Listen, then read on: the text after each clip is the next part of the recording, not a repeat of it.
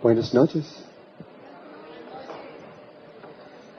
Tonight we're going to give an introduction to the Flower of Life and to present it in a slightly different way than it is presented in the books. Also to talk about the relationship the Flower of Life has to sacred geometry, and to a few other related subjects like crop circles and ETs and a lot of other things associated with it. These two guys on the screen, by the way, are some of the original ETs. They're not from here, really. They're not. They're from the star Sirius. And before that, they were from another galaxy further back over that. And then one day when they came to Sirius, they found out that Sirius and our sun were linked and moved together, and they came here. But they're not really from here. Okay, probably most of you have guessed by now this is the Flower of Life. Flower of Life, it's interesting how I found out about it. It took me 12 years of research, of doing research with sacred geometry. And ultimately, anyone who works in sacred geometry long enough comes back to the realization that this holds all sacred geometry. Period and the end, everything there is. Now, what is sacred geometry? Well, everything in the reality, everything, the stars, the planets, the sun, your body, everything in this world that we know, just everything that exists, everything that's manifested through the sacred geometrical proportions. And there is no exceptions, absolutely zero. Everything you can think of, any words you can say, in fact, the very words themselves came out of sacred geometry. Even language comes out of sacred geometry. It's all of that. Even things that you would never guess, like emotions and feelings. It was Manfred Klein and Dan Winter in the United States who figured out that emotions were related to sacred geometry. They put people on EKG machines and put them up and found that there was a sine wave signature that a person was emitting when they were feeling a certain feeling. And every feeling has a unique sine wave signature. And those sine wave signatures are then converted into three-dimensional forms that you can hold in your hands. And all of those forms are based on sacred geometry. So there's a thing you can, a three-dimensional polyhedron you can hold in your hand that represents love, and another one that represents the opposite, say hate. And so this is clear with the entire world that's studying this right now, and I'm not the only one. There are a lot of people now studying it. But there was a time, even though this is new to the world right now, it's new because it hasn't been remembered in a long time. There were only a few people. Rudolf Steiner started to remember this, and people like Buckminster Fuller started to understand it, though he only understood it to a certain level. He didn't really fully get it. And then people like Robert Lawler really got it, and Keith Kirchlow definitely got it. And these people started talking about it, but most of the world didn't have any idea what they were talking about. But long ago, 6,000 years ago, all the way up until roughly right after the Greek Empire in ancient Greece, this was known everywhere, all over the world. The Flower of Life was like Elvis Presley. I mean, everybody knew it. And I'm just going to show you a few places just so you can understand that this truly was everywhere, all over the world. There's different things in here. This is called the Flower of Life. There are 19 circles, if you counted them. in here, and they're surrounded by two circles. Those outer two circles are not just for looks.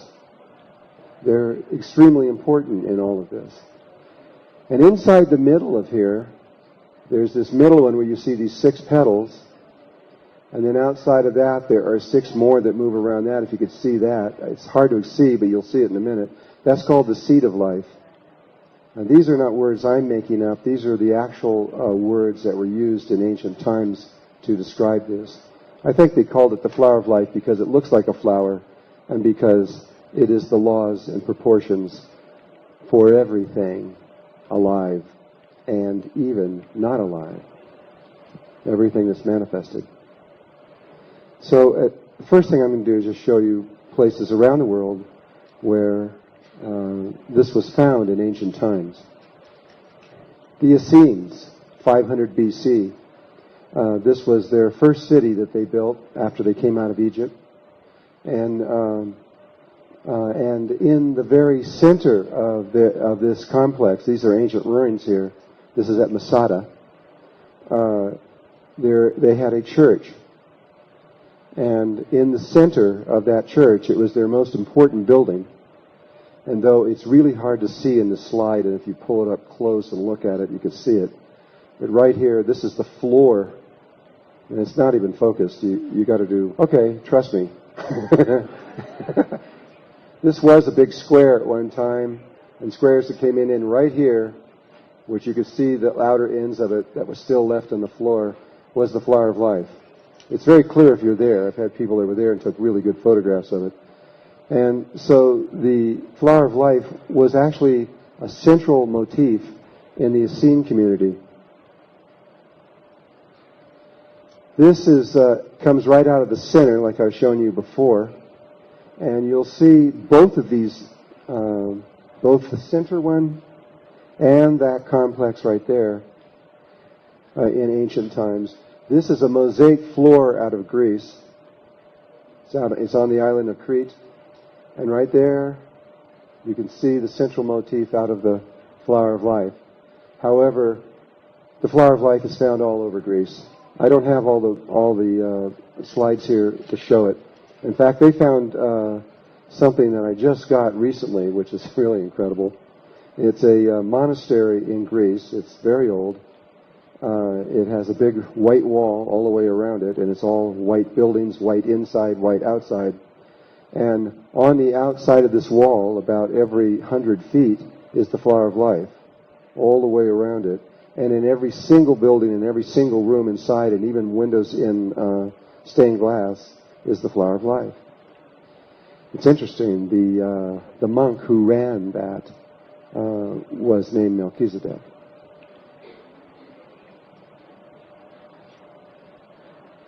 This is off of a very, very old chest that came out of Turkey. And here you can see the flower of life motif with the 6 circles moving around it. We found it in 18 places around the Mediterranean, in countries practically all the way around it. So it was really well known there. This is called the seed of life, which is out of the middle of the flower of life. And this one here is an interesting one. This is a business that we started a long time ago, making organic seeds from 1988. But this pattern in the back is the seed of life. And it was taken from a wooden box that came from Tibet. And the box contained an instrument for planting seeds. But it came from Tibet. This comes out of Ireland. And it's a doorknob. The doorknob went right through there. And this is more complex with all this Gaelic designs and things. But there's a star here and a star coming back, and there's the 13 patterns. And if you've studied the flower of life, you'll know that this is all connected to the flower of life. We found it in England and France, and we found it in Israel, in several places. We found it in Egypt. In fact, the first place we ever found it was in Egypt. It was found on a 6,000-year-old wall in Egypt, though I believe that even though the wall was 6,000 years old, that the flower of life was not done 6,000 years before, but was done by the Coptics in 500 BC, about the same time as the Essenes. The Coptics and the Essenes were working together. And here's another man we're all familiar with, Leonardo da Vinci, out of the Italian Renaissance. He definitely knew about the flower of life, though the people who have studied Leonardo da Vinci and have spent their lifetime trying to understand his work do not understand this. In fact, it was found in a book of things that they threw away because they didn't know what it was.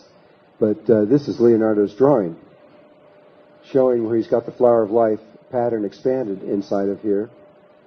And Leonardo spent a great deal of time looking at all the little angles that were inside the flower of life, making each possible way and relationship that he could find out of this. And he made pages of these, studying the flower of life in great detail. But of course he was a Mason, and the Masons were intimately connected with the flower of life. And that proof is beautiful, though I can't show it to you here. The Masons, whenever they built a temple, in fact, all the churches that were built in Europe in the earlier days, when they removed the cornerstone out of it, on the back were the signatures of all the Masons and the architects who built that. They were very strange-looking things. They were like a circle with a line going across, or a line like this, and then a line coming over like they were. You just look at them and you go, what's that? But we've looked at several hundred of them, every one that we could find, the names of all these Masons, and every single one of them mapped perfectly over the flower of life. So obviously they also knew about it, and so do all the zodiacal signs that are in astrology, mapped perfectly over the flower of life, and so do the runes. You know, the ruins, the ones that you throw to get the thing, where they came from. Anybody know? Is Sweden or Norway or somewhere up in there? All the ruins map perfectly over the flower of life. So they were using that as their key also. And so I could go on for a long time, actually. I'll go a few more. We mentioned Tibet, but a place where this symbol was extremely popular, and is even till today, was China. It's all over China, even today. No matter where you go in there, you'll find it constantly. You'll find it on their screens. You'll find it these folding screens. And one of the most prominent places is in the Forbidden Palace. And in the Forbidden Palace, in the emperor's throne, there are two lions, these snarling lions on either side of his throne. And the lion on the left side of him, if he was facing out, was a female, and it just has a kitten, a lion kitten under her paw. But the lion on the right side, the male, has under his right paw a three-dimensional flower of life. It's a sphere, but it's three-dimensional. And it says right in front of there, because this was what the emperor said, was that this lion was protecting all the knowledge of the universe. And then, if you go into China, you'll find the flower of life everywhere.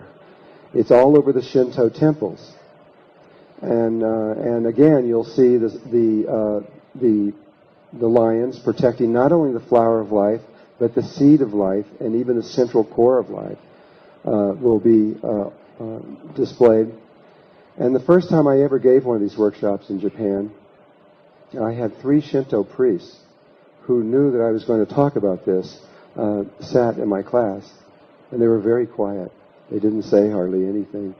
And then every once in a while, I would say something, I'd be explaining and stuff like that, and they'd go, they'd visibly be shocked. And finally, they warmed up a little bit, and we got to talk. And they said they had been Shinto priests. They had been priests all their life, but they didn't know what it meant because they had lost the true meaning that was behind all of this. One of them, when I got to something that's called Metatron's cube, which you're going to see in just a minute, he just about fell out of his chair. Because Metatron's cube, once a year, they put on this beautiful silk white robe, and over the breastplate is this complex pattern called Metatron's cube, which we have up there. None of them had any idea what it was. They didn't even know. All they knew was that from ancient times, they were to wear that thing and walk down the street once a year and do this particular ceremony, but they had no idea what this thing was. And this is what we found everywhere, all over the world. There was a time once when the whole world knew about this, but at this point, almost everybody's forgotten what it is.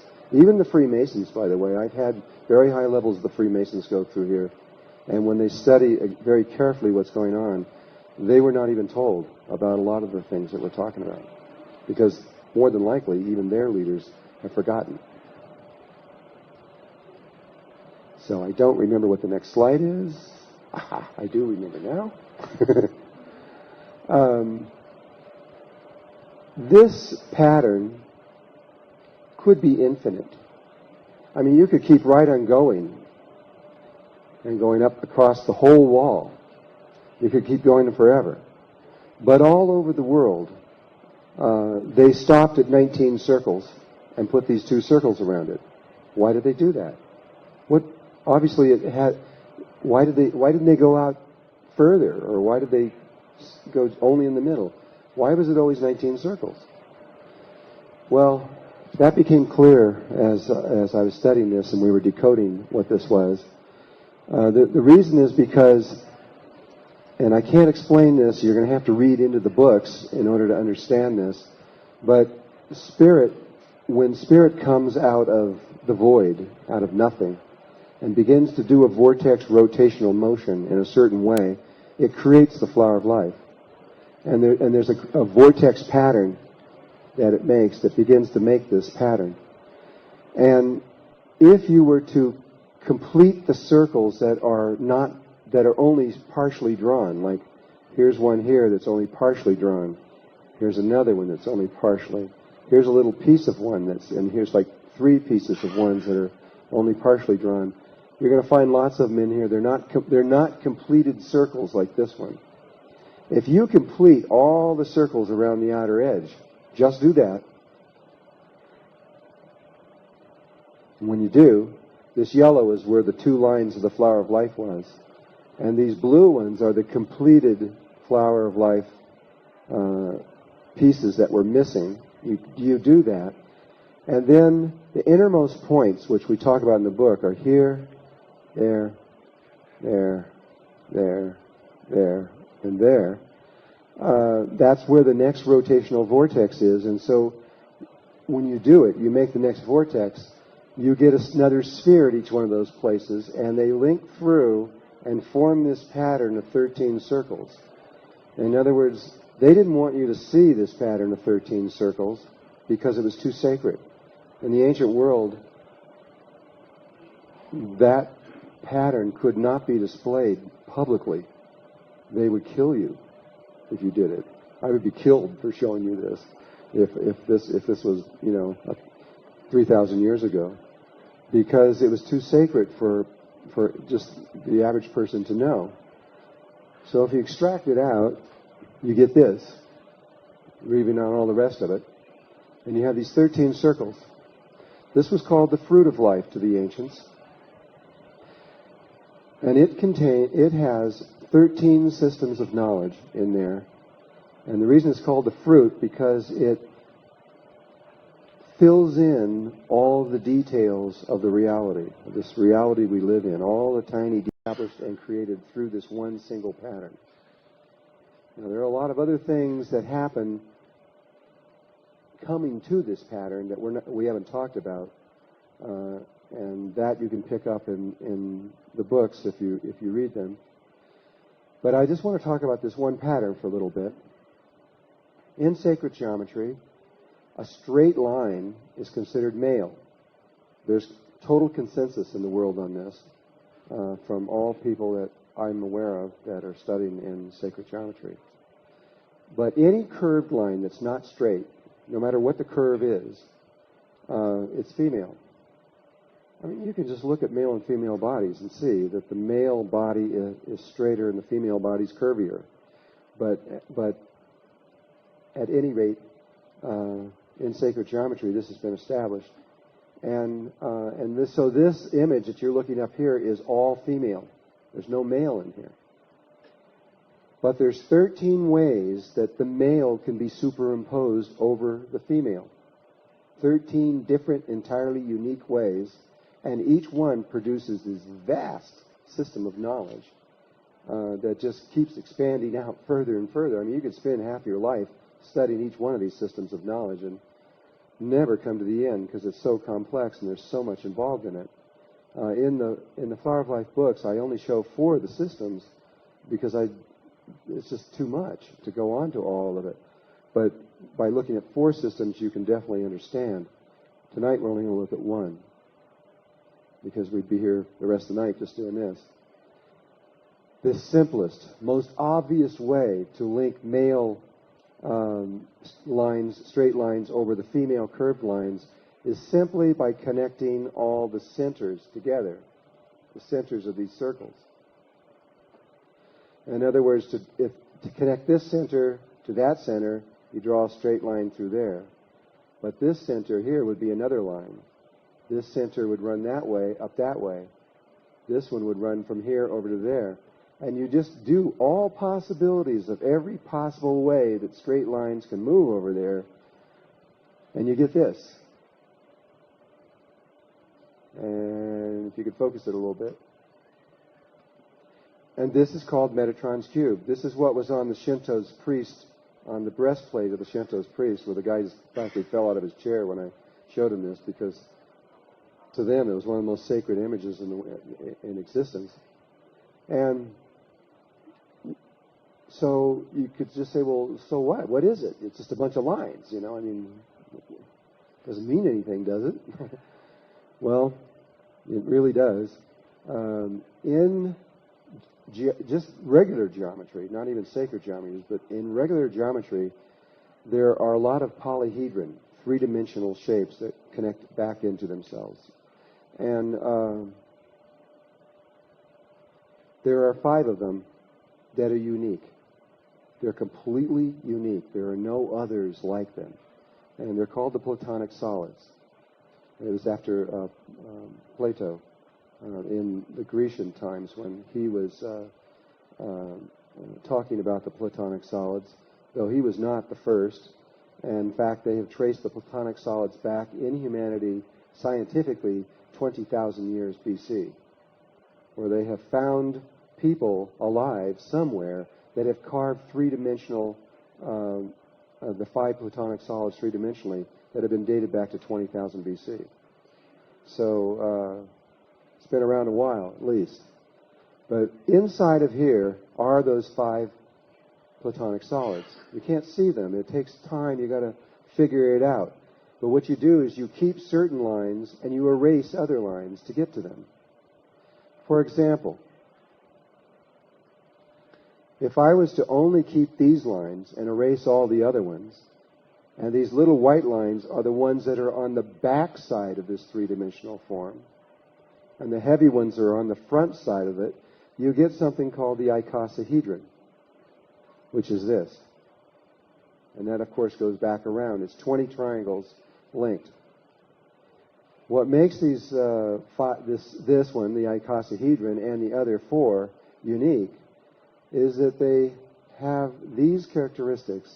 All the edges of this shape are all the same, all over. They're all the same length. All of the faces are the same. They're equilateral triangles. All of the angles inside are exactly the same. And this shape will fit inside of a perfect sphere where all the extending points out of here will lie on the surface of the sphere. Believe me, they have taken computers and had these computers run day and night for months and months and months trying to find a 6th Platonic solid. No one's ever found one.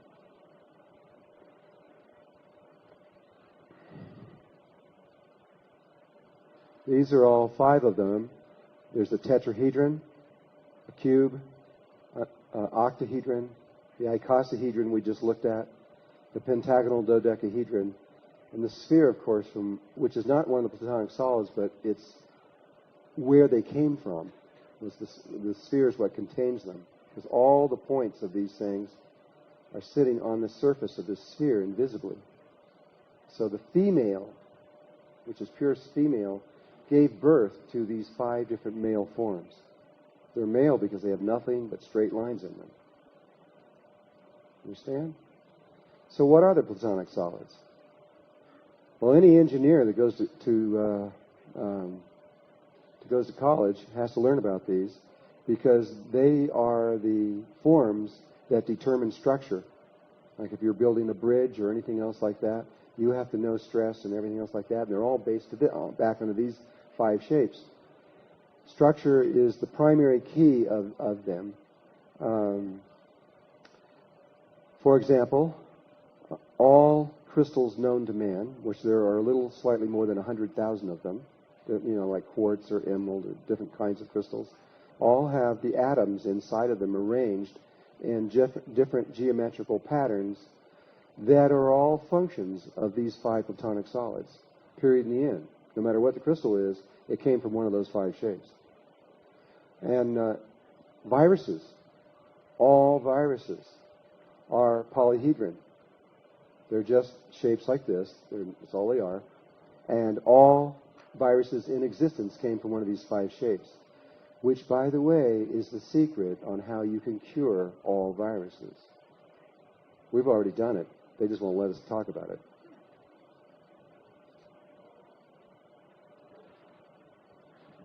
Somebody will do it. Once you figure that out, it's not too far behind. You can eliminate any virus by knowing how this works. Everything in our reality, in fact, if you want to just jump to the very end period of the whole bottom line of the whole thing, the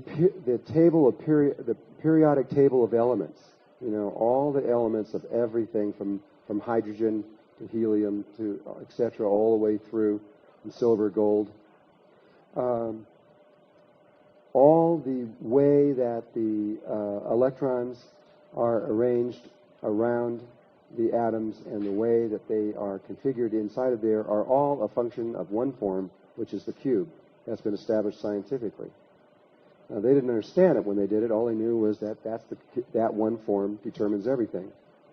And so, in other words, the very fabric of all, which is just atomic levels of everything inside of our reality, from every level conceivable on an atomic level, is a function of one of the Platonic solids.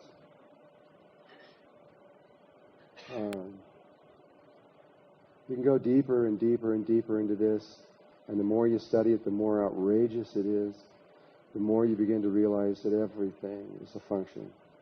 But this is just the structural pattern. They're important to understand in many different disciplines, but they're also important to understand if you're trying to figure out why you're here and what this reality is all about. And yet, this is only one system out of 13. So there are 12 more extraordinary systems of knowledge, not based on this, that go into other levels of our existence. There's even a system of knowledge that determines consciousness itself. When consciousness, the very levels of where consciousness is harmonic and is able to interpret the one reality that exists. And there is only one reality. There just is whatever there is.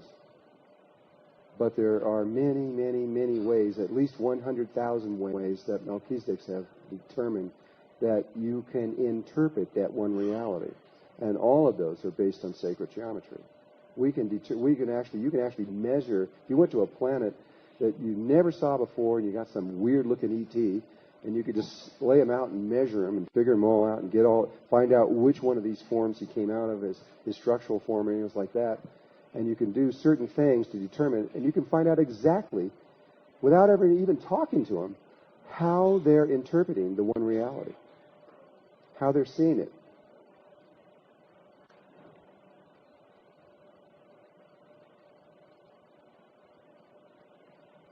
The ancients gave names to these five things, these five different forms. The tetrahedron was called fire. The cube was called earth. The octahedron was called air. The icosahedron was water. And the pentagonal dodecahedron was ether or prana, life force energy or chi. And these five, the combination of these five forms created a discipline called alchemy, where the understanding of the blending of fire, earth, air, water, and ether were what created everything and were the basis of creation itself. Another basis of creation itself is the DNA molecule. The DNA molecule is what contains the knowledge of, say, how your body is created. However, I believe that it's a little bit further along than that it actually contains the knowledge of how to create the entire universe. But it has at least that much of how to create your body. But all the physical forms, biological forms on the earth are all based on DNA. And that, the DNA molecule, is based only on these two forms. Now, there is a way. The original way was that they saw it as a cube that was rotating at 72-degree angles. That was one of the first ways. And then later, other scientists discovered that, okay, you could see it that way, but a better way is seeing it with these two forms here. These two forms in sacred geometry are what are called duals of each other. They're duals because if you take the centers of the pentagonal dodecahedron and drew lines between them, you get this form. And the other way around, if you take the centers of this one, you get this form. They're duals of each other. In the same way that these two are duals of each other. If you connect the centers of a cube, you get an octahedron. And this one defines the parameters of this one. So these two are duals of each other, and these are duals of each other. This one here is found also in the cube, and in a way that I'll explain in just a moment. So this is your DNA, and what it is the DNA is just the icosahedron creates the dodeca, and then the dodeca creates the icosa again, which creates the dodeca again, which creates the opposite again, and as it does, it begins to turn, and it makes the two strands of the DNA. And a little detail that's interesting that they've discovered just recently in the last couple of years, you know, in all your biological books, you usually see a DNA molecule sort of coming from nowhere and going nowhere. They just sort of start and twist and stops and like it goes on forever. That's not true. They've thrown that out in the last couple of years, and it's been proven by other universities, though it's not in the textbooks yet, unless you got a brand new textbook. But the DNA molecule wraps back on itself and completes itself, and you can see how it does it because one end is this and one end is that, and they lock like a little lock, and they form a circle. And what it really is what's called a torus or a toroidal field. It's like a donut. It wraps back around. And the torus or the donut shape is the most unique shape in existence. It can do things that no other shape in existence can do. And it's the first shape that comes out of the flower of life. I didn't talk about all of that, but it is the most primal shape in existence. And so that's what these two things do, is create that. This is very interesting because this is water, and that's prana. Water and life force energy is the pattern that creates the DNA. You could think about that for a few weeks. Just alone, at least I did. Okay. Now, with that basic understanding, we're going to come back here again to Metatron's cube, you know, where we started, where all those different shapes were. And there's one particular shape in here, which is the tetrahedron. But interesting is that when you get the tetrahedron, you don't get the tetrahedron by itself. You get two of them, and they're interlocked in this way. It's called a star tetrahedron. So if you were to take this line And keep that one, and keep this one. Keep the ones that go into the middle. Keep this one here that forms another triangle there. Keep another one that comes down, forms another triangle there. There's a series of them. You'll see them in a minute. Erase all the rest of them. You get this. And at first glance, it doesn't look like anything.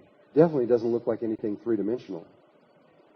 But if you were to shade it in a certain kind of way, it becomes clear. And what that is called a star tetrahedron. And it's also inscribed inside of a sphere. This will fit perfectly inside of a sphere. Star tetrahedron inside of a sphere is one of the most primal shapes and important shapes that I could possibly give to you up here. It's more important even than the DNA. And I'm just going to follow down that one road. I mean, and every one of these shapes relative to sacred geometry, you could spend at least a week just going on and on and on about all the different ways that it goes into reality on every single one of them. And I don't have that kind of time, so I'm only going to go just a little bit here. But now this blue one goes back out the other way, forming a three-dimensional pyramid going out the other way, out the back end. Okay, what is this? What does it mean? Well, one of the ways that the star tetrahedron inscribed in the sphere is important to life, one of them that we're going to talk about right now, is that it is the basis of all biological life forms. All of them, without exception. I don't care if you're on this planet or if you're in anywhere else, and you're some ET and you look really strange and weird, you still are going to go through the same things I'm about to talk about. Because there's only one God, there's only one sacred geometry, there's only one reality, and it's all the same no matter where you go. That's the purpose of why we're doing this, because we are interpreting the one reality from an instrument that is polarized, our brain. It's got a left and a right side, and it sees everything as either good or bad. And once the brain sees absolutely for certain that there is only one function, one thought moving through everything, it does this funny thing to the what's called corpus callosum that links the left and the right side together. It begins to open up, and the two sides begin to balance, and enlightenment begins. Enlightenment means moving out of duality consciousness into unity consciousness, where you begin to see the unity of all life everywhere. You begin to realize that every one of us are linked in ways that the world right now has forgotten. And so, let's look at conception. Conception begins with a round sphere, the first one at the top of that pattern we showed before, the pure female energy of the round sphere called an ovum. We all began as a sphere, each one of us. Probably don't remember, but we did. And then through something called mitosis, we divided from one sphere into two. And this is an electron microscope photograph of the real thing, where we divided from 1 to 2. Then when we go from 2 to 4, using the binary sequence, it goes 1, 2, 4, 8, 16, 32, 64, which is one of the sequences of life. There's another really important one called the Fibonacci sequence, which we'll just slightly touch on later. It goes from 2 to 4, but when it goes to 4, it isn't just any 4, any old way. It isn't just 4 cells kind of floating around in a fluid. This is an actual photograph. Forget this one because it's beginning to go to the next level.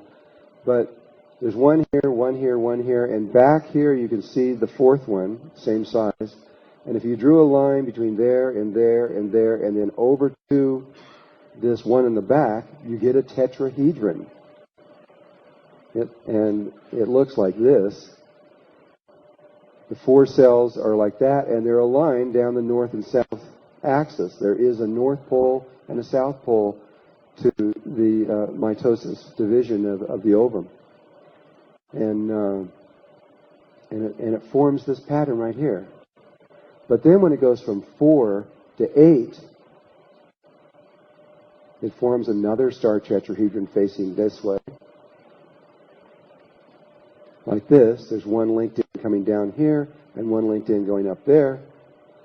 And it's a star tetrahedron inscribed in a sphere.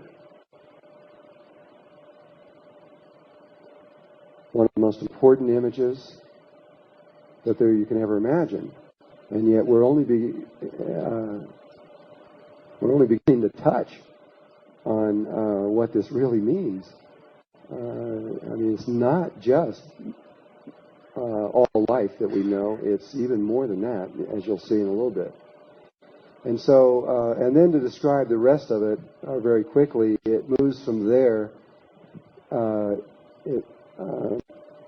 Well, it actually, this is also a cube. You'd never know it by looking at that. But if you were to connect the centers of all those together, the star tetrahedron forms a perfect cube also. So the star tetrahedron fits inside another platonic solid called a cube, and it's connected to it. It's the diagonal lines across the cube that form the relationships of this pattern. And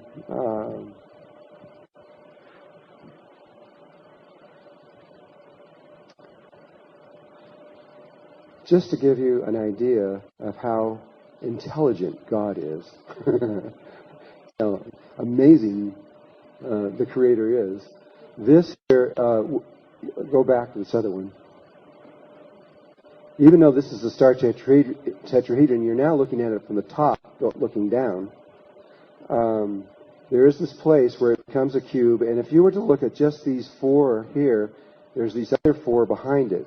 So if you were looking from over here at this face, you'd only see these 4, and you wouldn't see the 4 behind it because they would be slightly smaller. And you would get this image here. You'd see these 4 spheres right here, and you couldn't see the 4 behind it because they're slightly smaller. And it fits inside of, like we already showed, a perfect cube right here. And that's a cube if it was going back through there like that. And this circle here will exactly enclose those 8 cells. And this other one outside of it is the thickness of the membrane, which is called the zona pellucida of the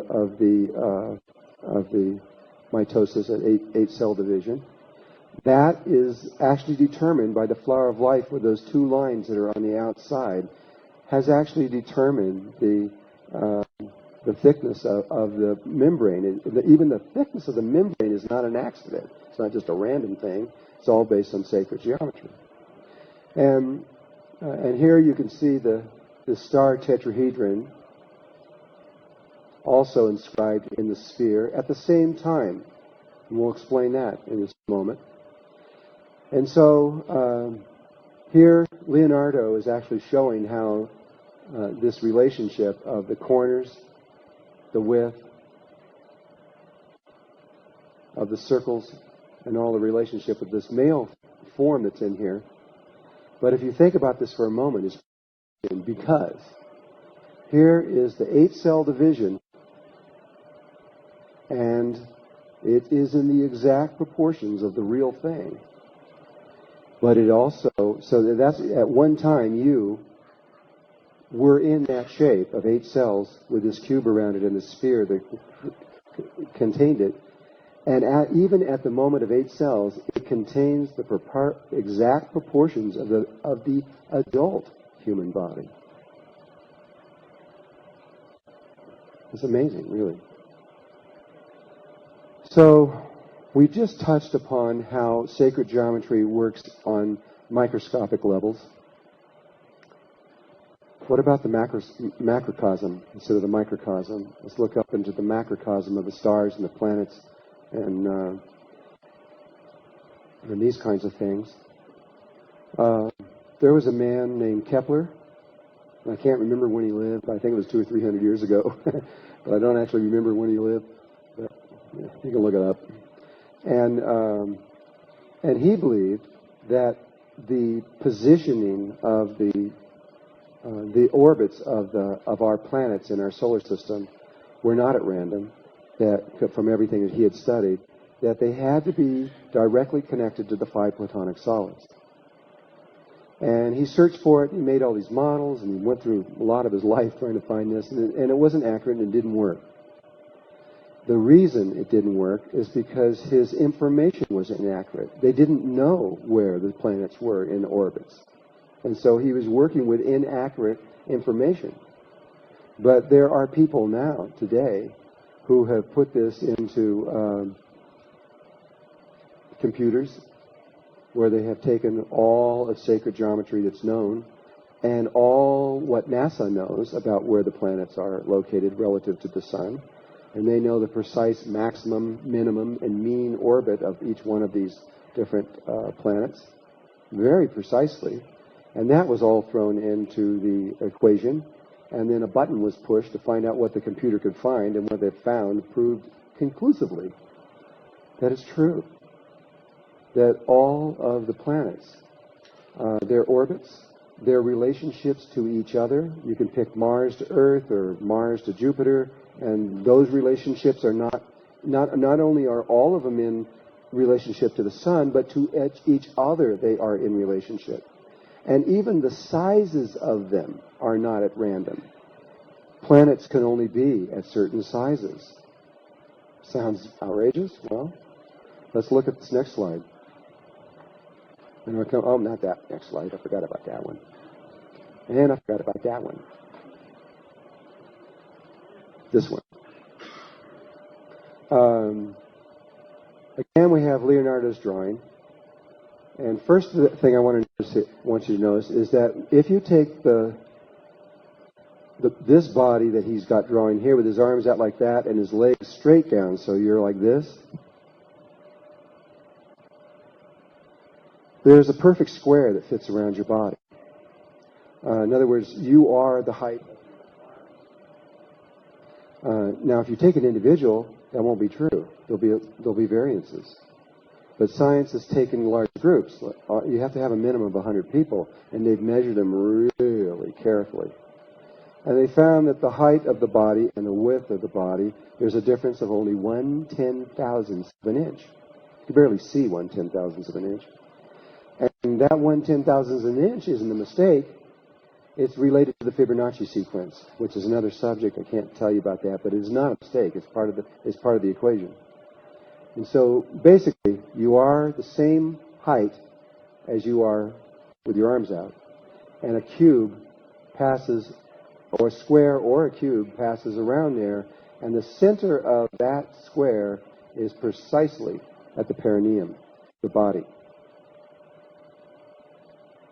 Then, if you put your arms like this and your legs out like that, there's a circle that will pass perfectly around there, or a sphere, and it's this one here, which isn't drawn very well. It kind of disappears there. It comes right underneath the feet and goes on around, comes up here, comes on down around, and comes back down under the feet. And the center of that one is exactly at the navel. And so you have this circle and this square relationship around the human body. Every biological form has different, it chooses different geometrical patterns to structure itself through. And so you have to figure out which one it is, but the human body is the square. And if you then move this circle that's at the navel, and you just bring the whole thing down to the same center as the square, then you get the circle here.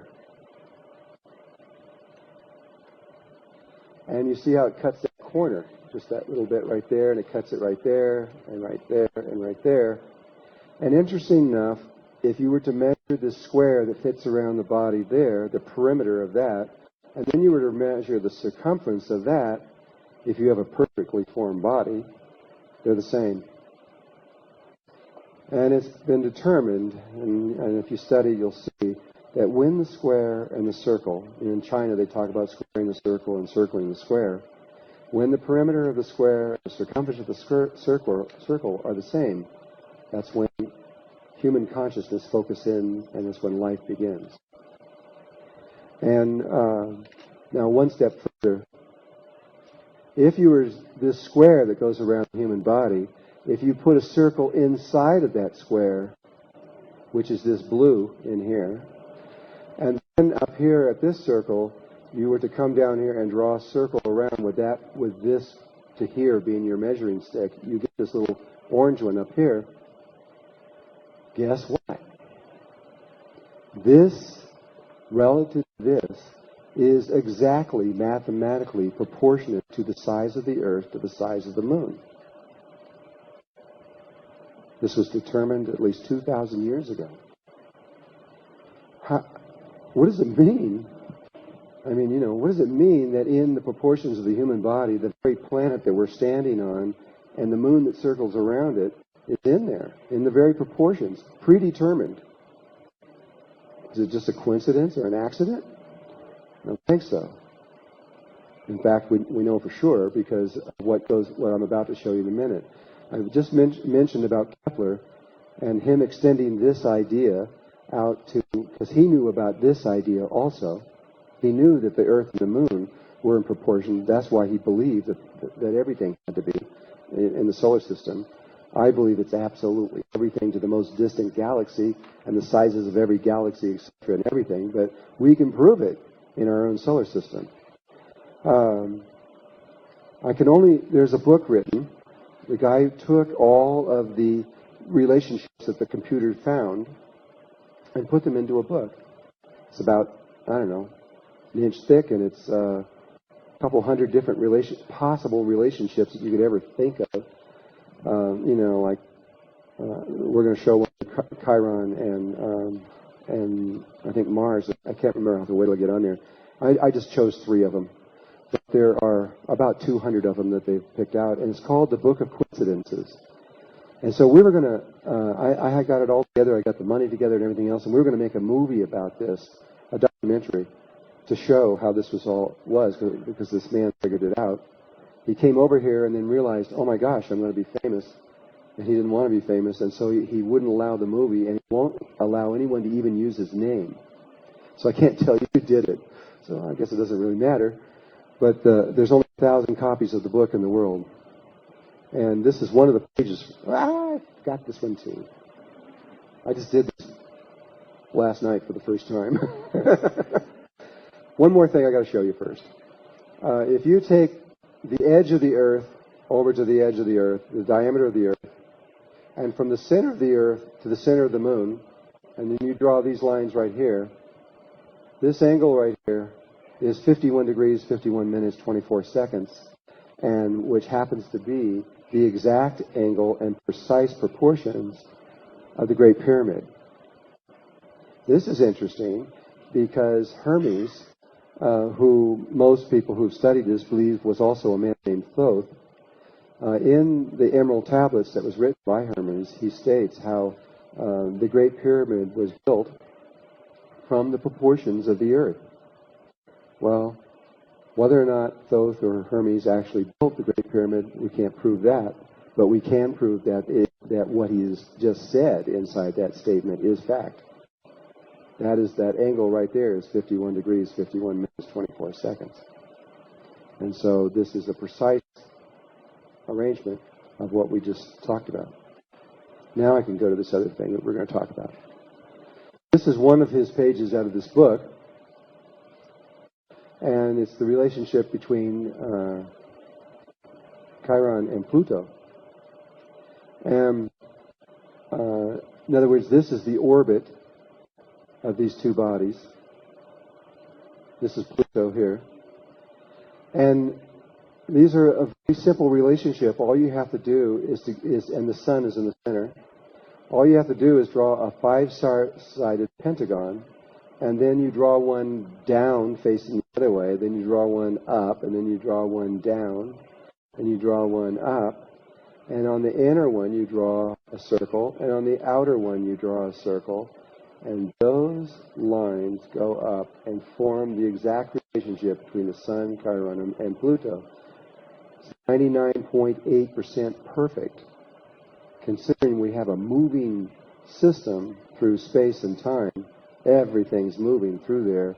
They're not only going around this way, but the whole thing is moving like this, as a solid body, moving around the galaxy, connected to the star Sirius.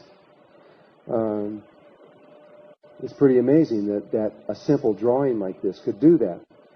But when you start looking at first 1, then 2, then 50, then 100, then 150, these relationships, and they're all that way. Anything you can think of, any relationship between, say, Earth and Mars and Earth and Venus or Earth and Mercury or anything like that, it's already been worked out. They're all there, every single doggone one of them. This is another simple one here. This is the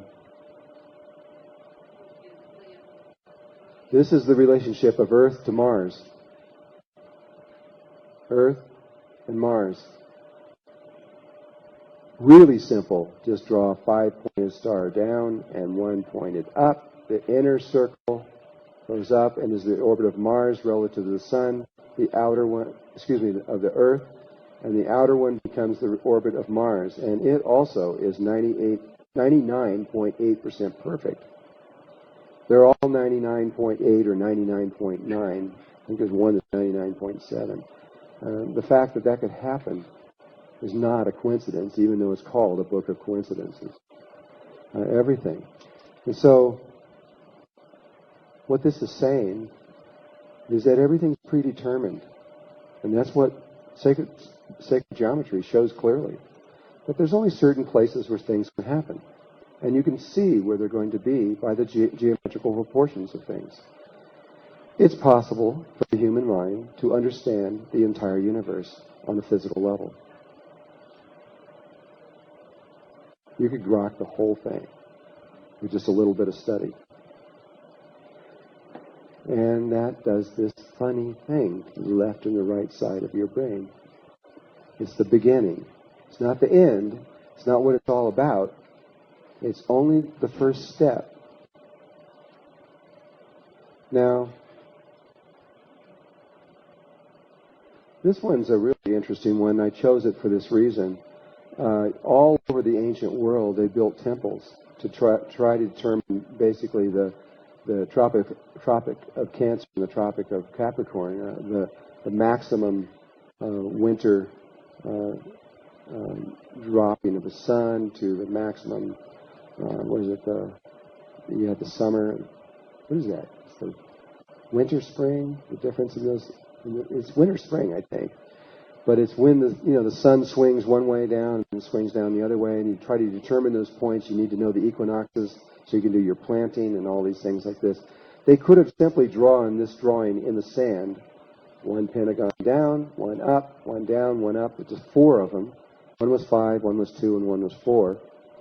And drawn the circles inside there like that, drew them down into a ring, and if you could put them over a sphere, those rings, as they fit over a sphere, precisely locate the Tropic of Cancer, the equator, and the Tropic of Capricorn. That is 100% perfect. It is absolutely right on.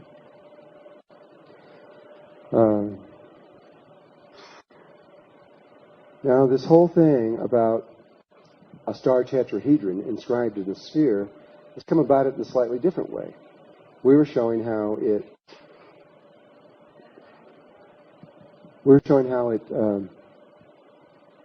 is the basis of all biological life forms, and how in the microcosm, and how the relationships of the 5 platonic solids are out in space around us.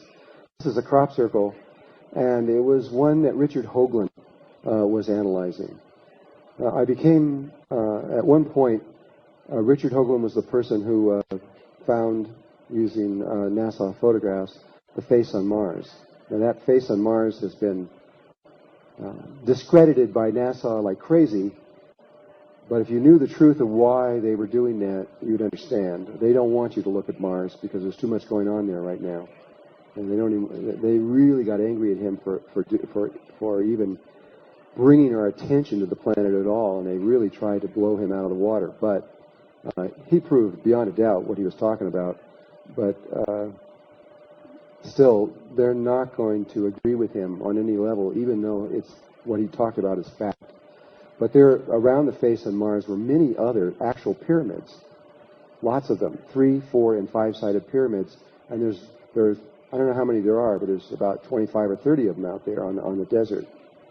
One of them is called the D and M pyramid, and that pyramid is extraordinary. By its mere size, it's a 5-sided pyramid, but it's 10 miles high, 50,000 feet plus high. And when they laid out all that pattern over the whole thing and all the relationships of pyramids, and they drew all the lines between them, all the sacred proportions and all the many of the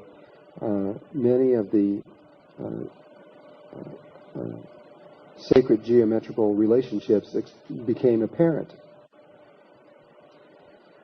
But when they analyzed the D&M pyramid and in relationship to everything, it came up with this funny shape that they didn't understand. It kept talking very powerfully about a star tetrahedron inscribed in a sphere. And so he didn't know what the heck it meant. All he knew was whoever was on there, and who, at some time, whoever lived there, was definitely trying to say how important the star tetrahedron inscribed in a sphere was. So he found out I was doing this work, and he called me, and we started talking about it. And I told him what it was. And I told him that it not only is it the basis of all life and everything and all structure and everything else like that, but it's also actually exists around the human body three-dimensionally in an electromagnetic field. It sits at about 4 degrees Kelvin. It's about 4 degrees above absolute zero. And that you can actually put it on a computer screen and see it if you have the right instruments and everything. And that very intricate pattern, which is inside of the which is in the book, which we don't have it all in the book, but most of it. It also is inside of all the planets, and it's also inside the sun, exactly the same, and the galaxy, etc. And it's also around atoms and everything else. It's around everything. It's always the same. Even if it's a little daisy growing out in the field, the patterns around it are the same. They're just smaller. They're in proportion to it. And so he started thinking about all of that, and when he got to this particular crop circle, one of the mathematicians that was working for him, this is that crop circle drawn very, very precisely, they found these particular angles, etc. And when at first look at this thing, you go, what does it mean? It doesn't mean a darn thing to me. Well, he has very high-powered mathematicians that work with NASA and work also with him that spend a lot of time with their computers trying to figure out what this meant. And they all got done. They said, gee, I don't understand it, but what it's describing is a three-dimensional star tetrahedron inscribed in a sphere. And he goes, no. And this began an even deeper looking into what this was all about. Well, here's the same drawing we've seen a little while ago. And around the human body is the star tetrahedron inscribed in the sphere, exactly in these proportions. The distance from the top of the head to that point is exactly 1 hand length. And the distance between the feet and the bottom down there is exactly 1 hand length, your hand length. You're your own measuring stick. And there is a tube that runs from that point all the way through the body, entering in at the perineum, running all the way through, coming out the top of the head, which the Hindus call the crown chakra, and goes up to this one here, where there's another chakra. All the chakras inside the human body that are in the spinal column aspect of it are inside of this tube. We've been able to scientifically document that. And there's not 7 of them, but there's 12 of them. And from the base of the spine to the top of the head, there's exactly 12, and that's the 13th one. Again, those 13 circles that all this began from.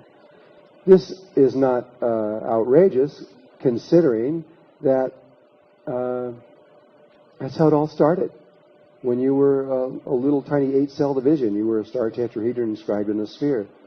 And you have a sphere of energy around your body that's actually there. It's electromagnetic in nature, and this pattern is really there. And this tube is really there. The Tibetans have known this for a long time. They were the only people left in the world that I'm aware of that truly understand what this is and what it's related to. Under certain conditions, if you breathe in a certain way, and you do something with your mind, and you do something with, actually you're doing something, originally I thought it was the mind and the heart, but I've got that real clear in my mind now. It's really just, you do something with your left brain, and you do something with your right brain, which has to do with your emotional body, and you spin these things. This one can spin like on an axis. The entire thing, there's not one of them there, but there's 3 that are exactly the same, and one set can move one way and one set can move the other way. One set remains fixed as the reference point, which is the body itself. Then a funny thing happens. A disc comes out from this point that's about 55 to 60 feet in diameter, and a form takes a shape that looks like a flying saucer. And that form was well known in the ancient world. Just as the flower of life was well known in the ancient world, so was this form, which was called, in Israel, in the Hebrew, it was called the Merkavah, and in Egypt it was called the Merkabah, and in Zulu, in Africa, it's called the Merkabah. And there were places around the world that gave it the same name, the same sound, and it was called a vehicle, the vehicle of ascension or resurrection, either one. They're connected to both of them. And it was, in fact, in Egypt, Mer means light, and it means a certain kind of rotating light, and Ka means spirit, and Ba means body. And so what in Egypt, it was clear, we have traced this one down deeply, Merkaba means a light field that will take spirit and body from one world to another. It was the basis of everything that the Egyptians were doing. But the Hebrews equally knew what this was about. The word Merkava in Hebrew has 2 meanings, at least that I've been told. The first one means that it's the throne of God, and the second one means a vehicle or a chariot. It actually means chariot or a vehicle. And so ultimately we chose to go down that direction and to expand upon that, because we are at a time when it is essential that we remember who we are and why we're here, because we are in the end times, and it's, you know, it's fun to go out and do all kinds of things in this world and everything else, but this is the time really to focus on spiritual matters and to really remember why we're here and what this is about. It's essential that some of us do this. Otherwise, this planet will be lost. And so the shape of the Merkaba and what that is about, I want to talk about also. But I want to go into what Richard Hoagland further discovered about this star tetrahedron inscribed in the sphere, and leave talking about the Merkaba for a moment. Richard Hoagland, through that crop circle and other crop circles that he found, which I'll go back into in just a little bit here. I literally threw these things together when I came here, and I don't really remember the order real well. But Richard was trying to solve a problem of why this was so important. And one of the things that science has rotating fields associated with it, and all of the shapes and forms that are around the human body have toroidal fields. They're like donuts that are connected to it. And these toroidal fields are so close together, they're like skins in an onion skin. Those toroidal fields are really important when we talk about the heart in a little while, because there's something really incredible associated with the heart in conjunction with the Merkaba. This is the one I was talking about that Richard Hoagland went crazy over, because you see that everything, this is tetrahedral geometry that they're talking about here. But this line is straight, that line is straight, but this line has a little tiny bend in it right there. And at the time that that was done, there was only about 3 people in the world that understood that. That is talking about the relationship of tetrahedral geometry and to hyperdimensional space. That's what gave him the idea that perhaps what they were referring to in the outer planets was hyperdimensional space. This was a crop circle, initially. This is hard to focus because of the shot that we took of it, but this is a photograph, an actual photograph of a galaxy. Not ours, of course. We can't photograph ourselves like that. We'd have to run way out in space and come back in. But this is another one, and if you could see it perfectly, and you can't, there's a sphere of energy here, and then there's a disc that goes around here. And now I've got one of an infrared photograph, which I didn't bring. Shows the flying saucer shape perfectly of this. This is called a spiral galaxy. You are looking at right here the exact size and proportion of the human Merkaba field. It is exact. Only that's in nature that you're looking at. But if you breathe a certain way and you do a certain thing, there's an energy field that can come up on a computer screen without the equipment, and it'll look just like that around your body. That's the beginning of enlightenment, of moving out of polarity consciousness and moving into unity consciousness. It's only the first step. It's not the end. There's many, many steps beyond it, but it's a real important step, because once you begin the Merkaba, your life will never be the same. That's another subject. Life then goes, oh, you're Merkabas, huh? And it grabs you and changes your whole life around and throws you on the ground a few times and changes everything in life. There's just not much you can do about it after that. It just all starts altering. Spiritually, you begin to move very fast after that. It's not the end, and a lot of people thought this. A lot of people who went out and read and thought, well, all you got to do is just do the Merkaba and that's it. It's not it. There's a lot more to what this is than what was in those books. We thought that you would be able to get this from your own guidance, but unfortunately, and I've done surveys on it, only about 15% of the people can actually do that, and about 85% just got lost. And so we have another workshop called the Earth Sky to bring people up to understand another level of what is this. Now there's another workshop called Living in the Heart, which is an extension of the Merkaba workshop. And we're going to give one here in Guadalajara, but I'm sorry, it is book solid. Thank you.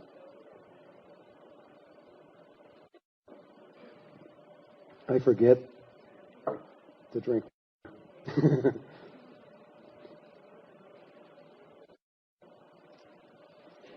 Guess what this is?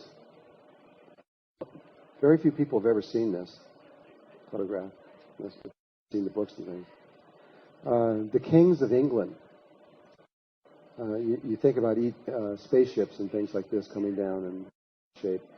The kings of England, the ancient kings of England, themselves in these mounds in the precise shape of the galaxy, but also not only the galaxy, but these guys. Wonder why the ETs chose that shape. Why that shape? It could have been a shape, but that shape is the one that is tied to nature, and it's also tied to Merkaba. The people that are creating these solid ships that have metal in them are of a very low consciousness. They're beginners, and they're still understanding what the is about. They can do a lot. They can go a lot of places, and there's a lot of them out there. They're like fifth graders or sixth graders. They're just beginning the whole process. The ones that are really advanced don't have solid ships. Their ships are made out of light. And your country, Mexico, has been visited for about the last almost years, 21, 22 years now, but intensely the last few years by one of these races. Their ships look like this one. This is from here in Mexico. You're looking underneath it. That's a big thing. That's like about 2 or 3 football fields across. And you're looking under it. That's the bottom. There's 8 of these dark spots in there. And there's this thing here. And it's a field of light. And when these photos were first brought into Germany, to have them analyzed, they did 2 things. They realized that they were real photographs. They could prove that. This was before some of these photographs go back over 20-something years, before digital photographs, computers, or any of that stuff. And because of certain things that they did in those photographs, to prove that they were real. But when they put one of these where it was underneath it, so you're looking right underneath it, and that's all you see. It was only like a up when they took the photograph, and they put it into the computers in Germany. The size of whatever it was couldn't be determined. There's no way for the computer to determine how big it was, because in the references against. But what the computer came up with was that it was a human cell. It was alive. It was like a human cell. That's the only thing it could identify it as. And these are called the plasma ships. And how many people here have seen? Anybody? You got a couple, 3, 4 people. You've seen them. 5, 6, 8, 9. There's 9 or 10 people that have actually seen them. I've talked to quite a few people that have seen them and have photographed them. Carlos Diaz is one of the people that has been seeing them for 20 years. And he has 1,800 photographs and 200 hours of these things. They've only appeared in Mexico and nowhere else. When they first started coming out of the earth, and they're not ETs, ETs are extraterrestrial. They don't come from space. They come from inside the earth. They're connected to us directly. And they're not weird ones like the Greys and the reptiles and all this kind of stuff. There are people who really love us and care about us and are concerned about what we're doing because they're part of the same we're on. And they're little people. They're only about this high. And they're made out of light. I've got videos of them walking right through each other. And their ships, when they get on the ship gets bigger. When they get off, it gets littler. And we've got videos of them when they go up in the sky. They might break 2 and go into 2 different directions. And then maybe another one will break. And they might come back together again. But for a long time, they were only here. And they were seen in a very specific place in the beginning. Now it's changed. In the beginning, in the beginning for me, I was in giving a workshop, a lecture to an audience, and there were 6 Mexicans that came up. They weren't related to each other or knew that they were coming up together, and they all had footage of these ships that they took themselves and personally saw, and they all saw them in the same place, which was they saw them coming out of the volcano south of Mexico City, Popo. I don't know the whole thing, but Popo. How do you say it?